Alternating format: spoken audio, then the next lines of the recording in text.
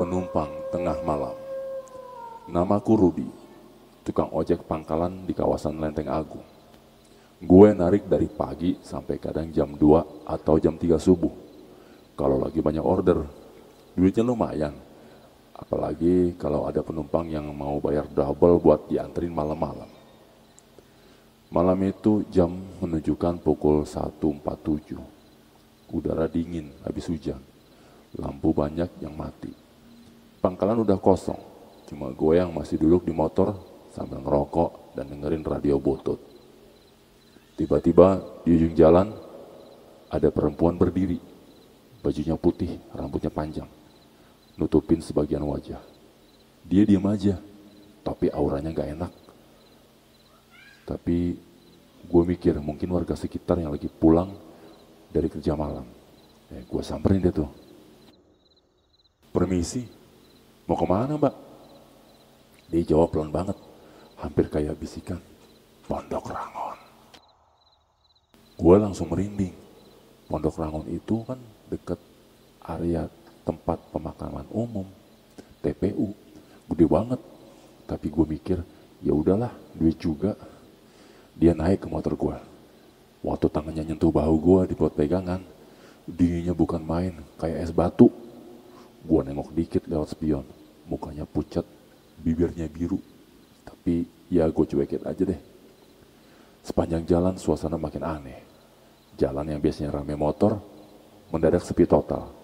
Radio di motor gue tiba-tiba ngeluarin suara kresek-kresek. Lalu suara wanita nangis sendiri. Ya gue matiin. Pas sampai ke jalan kecil menuju TPU, dia bisik, masuk ke sana, ikutin jalannya. Jalan kecil itu gelap banget, nggak ada lampu, dikelilingi pepohonan tinggi, kabut mulai turun. Jalan makin sempit dan tiba-tiba cewek itu hilang. Gua nengok ke belakang, kosong. Gua panik, lihat sekeliling, nggak ada orang. Tiba-tiba motor gue mati sendiri. Sunyi, sepi, gak ada suara jangkrik, gak ada juga suara angin. Gua coba nyalain motor lagi, tapi gagal. Tiba-tiba dari semak-semak di pinggir jalan muncul bayangan hitam, melintas cepet banget di belakang gue. Lalu dari kejauhan ada anak kecil berdiri, mukanya rusak separoh dan bola matanya cuma atu, sambil berkata pelan, "Mas, ikut aku ya."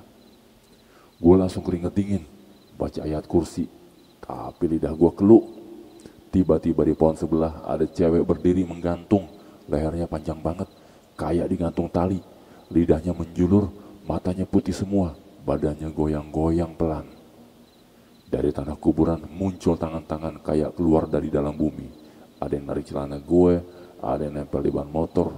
Gue panik, gue pencet gas motor sekencang-kencangnya. Tiba-tiba motor nyala sendiri. Tapi waktu gue coba kabur, jalan yang tadi gue lewatin berubah, gak ada ujungnya. Gue tuh kayak muter-muter di dunia yang sama, terus-menerus. Gue akhirnya berhenti, karena bensin udah mau habis. Waktu lihat di jam HP, masih jam 1.47. Padahal tadi udah muter-muter lama, kayak waktunya tuh berhenti. Di depan gue, muncul gerbang tua terbuat dari batu hitam.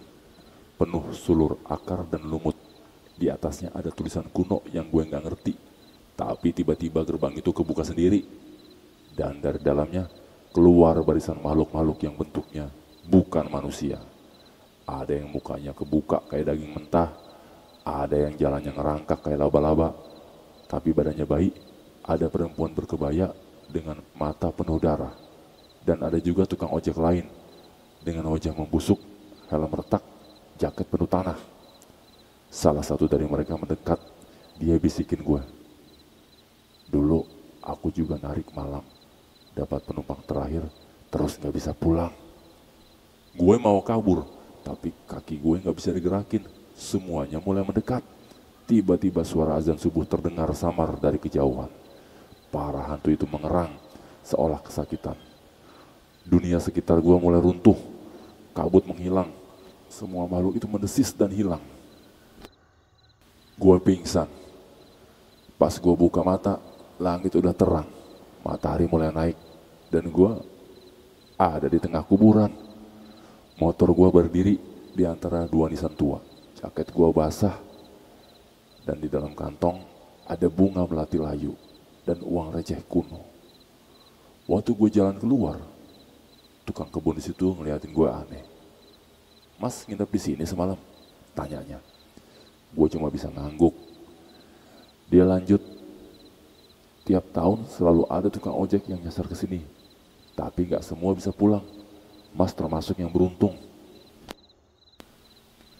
Gue sekarang udah berhenti narik malam. Kalau ada nyetop tengah malam pakai baju putih, gue gak bakal berhenti. Tapi kadang di malam-malam tertentu, gue masih suka dengar suara wanita berbisik. Mas, Pondok Rangon lagi ya. Dan tiap kali itu terjadi, HP gue selalu menunjukin jam 1.47.